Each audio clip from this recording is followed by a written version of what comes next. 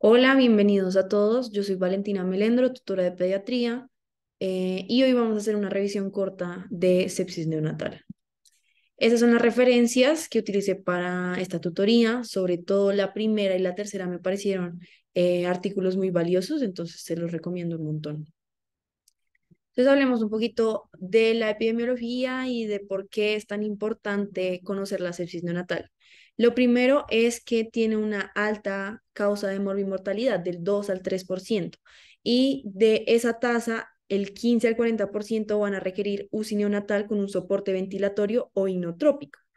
Vamos a ver además que tiene un riesgo muy alto de patología neurológica y de discapacidad permanente. Entre más rápido se trate adecuadamente, vamos a tener un mejor resultado para nuestro paciente. Y lo mismo al contrario, si nos demoramos más o hacemos mal un manejo, vamos a tener una discapacidad permanente o incluso llegar a la muerte. 430.000 muertes se dieron en el 2013. Es una cifra un poco, digamos que vieja, es la más actualizada que hay a nivel Colombia, dentro de los cuales el 15% son muertes neonatales. En Colombia es la tercera causa de muerte neonatal y tiene mayor incidencia en prematuros tardíos versus pacientes a término. Todo esto tenemos que conocerlo. Esto nos dice un poco por qué es tan importante el tema, entonces vamos a aprender un poquito de esto. Empecemos con la definición. ¿Qué es la sepsis? La sepsis como tal es un síndrome clínico que se caracteriza por signos y síntomas de infección sistémica, que se van a confirmar cuando aislamos un agente infeccioso, ya sea bacteriano, ya sea viral o ya sea fúngico, en un hemocultivo o en un líquido, cultivo de líquido cefalorraquídeo. Y al hablar de sepsis neonatal va a ser que se presente todo esto dentro de los primeros 28 días de vida. Y acá tenemos que aprender a diferenciar ciertos términos que son muy valiosos en la sepsis neonatal. Lo primero es la sepsis probable o clínica, que es cuando tenemos clínica sugestiva de sepsis neonatal con alteración paraclínica, pero no estamos hablando hasta el momento ni de hemocultivos ni del líquido cefalorraquídeo. Cuando ya tenemos un hemocultivo o un cultivo del líquido cefalorraquídeo que ya nos diga que hay un patógeno identificado, es una sepsis confirmada. Ahí confirmamos el diagnóstico. Cuando hablamos entonces de una sepsis severa, es cuando tenemos una disfunción orgánica de dos o más órganos. Y acá podemos verlo reflejado porque además vamos a tener hipotensión arterial, hipoperfusión, que se va a ver en el paciente con un mal llenado capilar, acidosis metabólica, oliguria, alteración neurológica, que puede verse con hipotonía, convulsiones, pero que responde a líquidos. Y eso es algo fundamental para diferenciar entre sepsis severa y entre shock séptico. También podemos presentar hipoglucemia y la idea es que se maneje para disminuir el riesgo de mortalidad, ya porque acá tenemos, digamos que un alto grado y porcentaje de mortalidad. Ya en el shock séptico, como les venía diciendo, es la misma sepsis severa más hipotensión que no nos va a responder a los líquidos, entonces va a tener que la necesidad de empezar a administrar vasopresores. Y dentro del shock séptico hay una subdefinición que es un síndrome de disfunción multiorgánica, que es la alteración de función de más de un órgano, pero que además tiene disfunción cardiovascular, que a pesar de los líquidos va a tener hipotensión y que va a durar más de un mes con necesidad de vasoactivos. Para esto también nos sirve mucho identificar los SIRS. Si bien los SIRS nos ayudan a tener una sospecha diagnóstica, no nos confirman el diagnóstico de sepsis. La única forma de confirmarlo es a través del hemocultivo o del cultivo del líquido cefalorraquídeo. Pero van a ser muy útiles para la sospecha clínica y para decir, este paciente está teniendo algo delicado y tenemos que investigar más a fondo qué es lo que está haciendo que esté así de malito.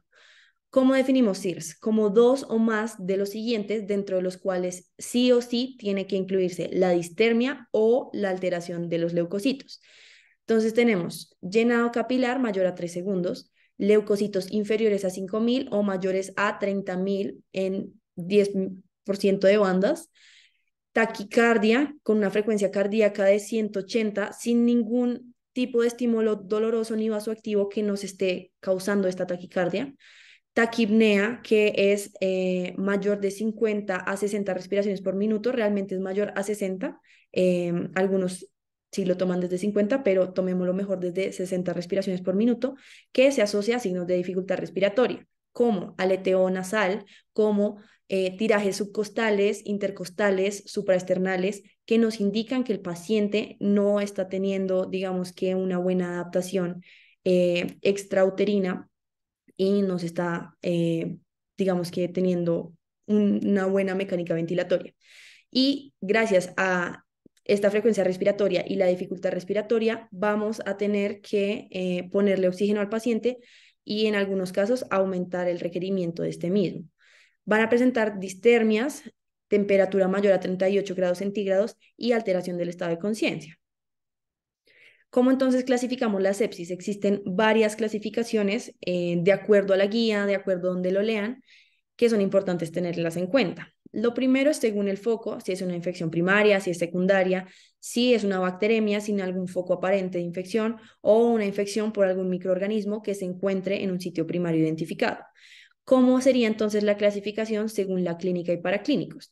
Hay dos posibilidades. La infección sospechada, que es cuando tenemos signos y síntomas de infección, pero no tenemos hemocultivo, entonces ahí lo estamos sospechando. O cuando ya es confirmada que tenemos signos, síntomas y el hemocultivo nos dio positivo. Ahí confirmamos el diagnóstico. Y la tercera clasificación de sepsis es de acuerdo a la temporalidad. La guía americana lo divide en early onset sepsis, menor a 72 horas de aparición de la sepsis, o sea, el neonato lleva menos de 72 horas de vida y aparece la sepsis en ese rango de tiempo, o late onset sepsis, que entonces acá lo que vemos es que aparece después de las 72 horas de vida. Y digamos que a lo largo de la presentación, muchas guías se basan sobre todo en la temporalidad de la sepsis para ayudar a clasificar factores de riesgo, patógenos. Entonces, por esto vamos a verlo un poco dividido en sepsis de inicio temprano y sepsis de inicio tardío. ¿Qué factores de riesgo encontramos sobre todo en la sepsis de inicio temprano? Van a ser madres que presentaron corioamnionitis, que tienen IU, que presentaron fiebre intraparto, son pacientes que normalmente son prematuros y que tuvieron una colonización materna con el estreptococo grupo B, que es el patógeno más frecuente en la sepsis neonatal. Esto lo vemos cuando el cultivo vaginal es negativo, el rectal es positivo, tenemos bacteriuria y una PCR positiva. ¿Qué factores de riesgo entonces encontramos cuando tenemos una sepsis de inicio tardío? Tenemos sobre todo la ruptura prematura de membrana que se da mayor a 18 horas y a medida que va avanzando el tiempo, la gravedad de la sepsis, de la infección, va a ir avanzando. Entonces, es muy importante identificarla y tratarla lo antes posible para tener los mejores, digamos, resultados y las menores complicaciones posibles. El otro factor de riesgo en la sepsis de inicio tardía es el bajo peso al nacer, sobre todo en esos niños canguro que pesan menos de 1.500 gramos. ¿Qué agentes infecciosos entonces vamos a encontrar? Si bien depende de la infección, o sea, de la ruta de infección, de los factores de los patógenos y del huésped, los más frecuentes van a ser las bacterias. Y dentro de las bacterias, el estreptococo del grupo B, Agalactiae, que es este que vemos acá. El que le sigue en cuanto a las bacterias es el Bacillus gram negativo, la E. coli, los cocos gram positivos, el Staphylococcus aureus y la Listeria monocytogenes. Son los más frecuentes en cuanto a bacterias. Los virus y los hongos, si bien no son tan frecuentes, igual posiblemente nos pueden generar una sepsis. Dentro de los virus, el más frecuente es el herpes, que lo podemos identificar a través del TORCH, y las fúngicas, que son las menos frecuentes. Dentro de las fúngicas, la más frecuente es la candidemia. Como les venía mencionando, también podemos clasificar estos agentes infecciosos de acuerdo a si son parte de la sepsis temprana o la sepsis tardía. En la sepsis temprana encontramos entonces los anaerobios, la E. coli, la Listeria monocytogenes, el enterococo y el Streptococcus agalactiae, mientras que en la sepsis tardía encontramos el Staphylococcus epidermidis, el Staphylococcus aureus, Klebsiella enterobacter serratia, Pseudomonas, Acinetobacter y Candida. Entonces podemos fijarnos acá que la parte fúngica siempre la vamos a ver en sepsis tardías, nunca la vamos a encontrar en sepsis tempranas, que acá también lo vemos reflejado en la tabla. Y entonces veamos cómo la fisiopatología puede ser a través de una transmisión vertical o una transmisión horizontal. La vertical sobre todo va a ser para la sepsis de inicio temprano, donde tenemos una contaminación ascendente durante el parto vaginal. Es raro, o pues no raro, pero no tan frecuente, que se dé a través de una diseminación hemática, pero es una probabilidad. Y ya en cuanto a la sepsis de inicio tardío, puede ser tanto por transmisión vertical como por transmisión horizontal, donde también en la horizontal vemos la parte ambiental, un mal, digamos que higiene a través del manejo del paciente, como mal lavado de manos, alteración de alguna piel o mucosa por algún procedimiento invasivo que genera una fuente de ingreso para algún agente infeccioso o que haya de foco el sistema nervioso central. Esta foto me pareció muy valiosa porque explica un poco a detalle la fisiopatología de la sepsis. Sabemos que en cualquier infección tenemos una respuesta innata y una respuesta adquirida. En cuanto a la respuesta innata, que va a ser la primera que vamos a encontrar, es cuando nuestras células encuentran al patógeno. Y aquí lo fagocitan, liberan citoquinas y quimoquinas y empieza el proceso de células presentadoras de antígeno para captar el patógeno y así generar una respuesta adquirida. Cuando las células presentadoras de antígeno llegan a coger el epítopo del patógeno, vamos a activar los linfocitos B y los linfocitos T, donde los linfocitos B lo que van a producir son anticuerpos y a marcar los patógenos para destruirlos. Van a también diferenciarse en células de memoria para mantener y almacenar anticuerpos para una posible infección al futuro, mientras que los linfocitos T se van a diferenciar en CD8 y CD4, siendo los CD8 los citotóxicos que migran hacia la infección y los CD4 que van a activar la inmunidad celular. Cuando tenemos todo esto activado, lo que vamos a generar a grandes rasgos es una inflamación por el reclutamiento que se hizo por el reclutamiento celular en el sitio de la infección, porque vamos a tener un incremento de reactantes de fase aguda y porque vamos a tener una activación del sistema del complemento. Esta activación va a ser desmesurada y va a ser lo que lleva al paciente a sepsis. El cuerpo no puede controlar la magnitud de la infección y por eso responde a través de síntomas clínicos que vamos a encontrar en nuestro paciente entonces que se refleja clínicamente a través de esta fisiopatología. Lo primero son las distermias, fiebre persistente o hipotermia. Recordemos que los neonatos tienen el sistema de termorregulación un poco inmaduro, entonces es muy importante, si tiene una distermia, tratarla e intentar manejarla, digamos que estabilizarla.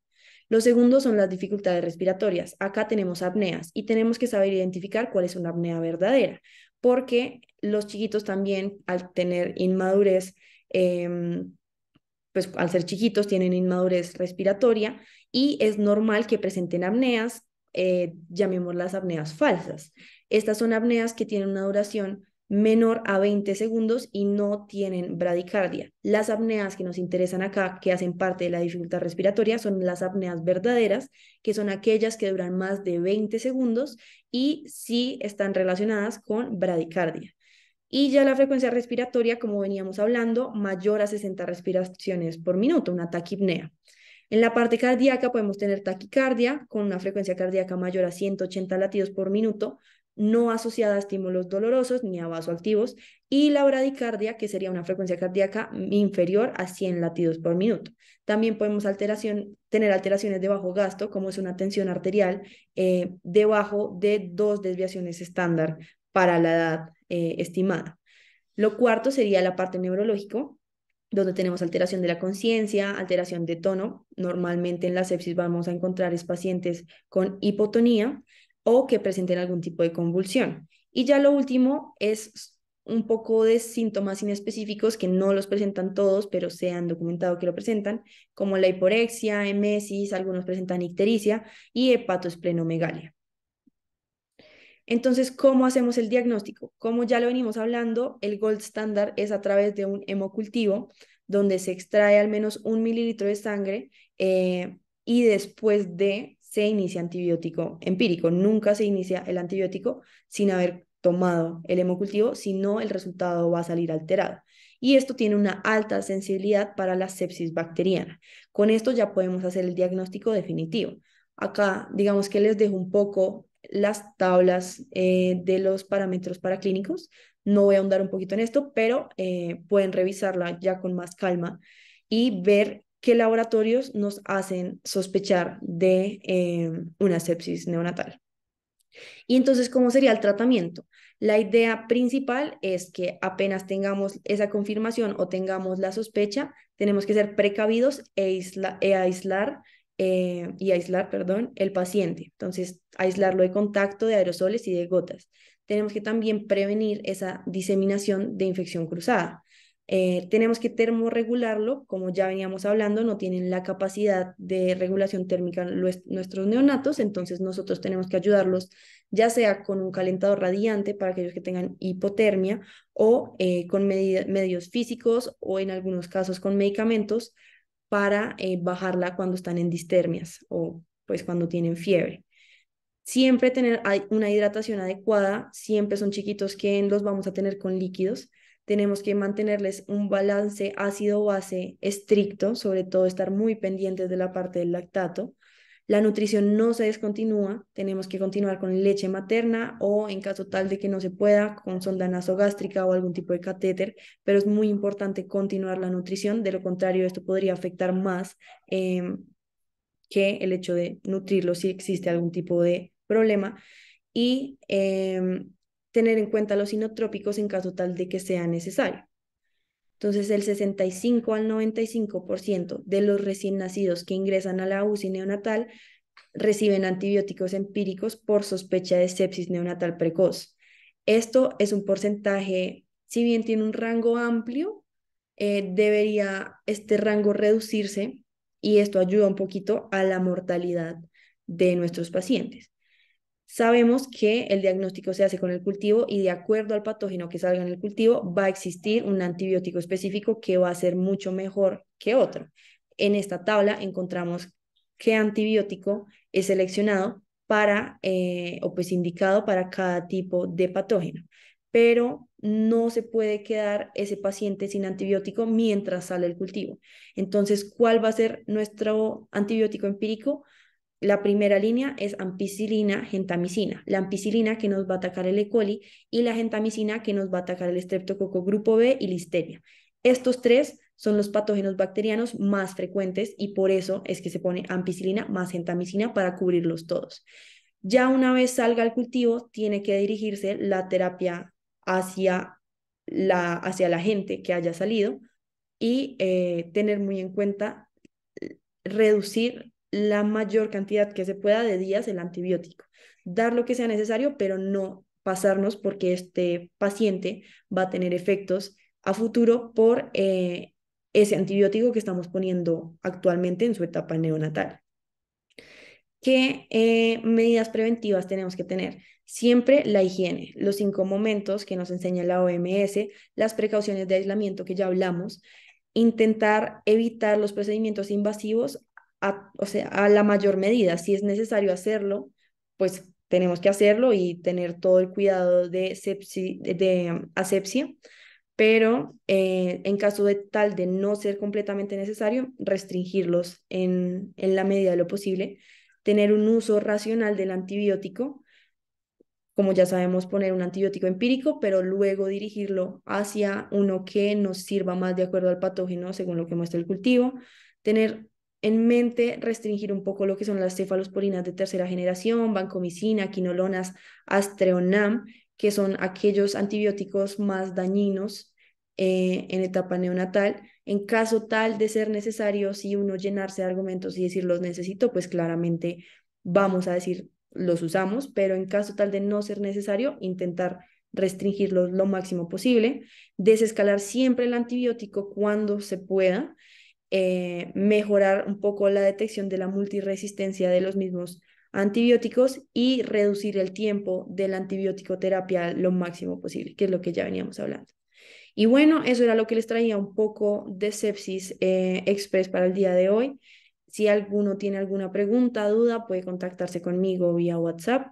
La presentación queda en el Drive. Y nada, pues espero que les haya servido y cualquier cosa estoy pendiente de que me contacten.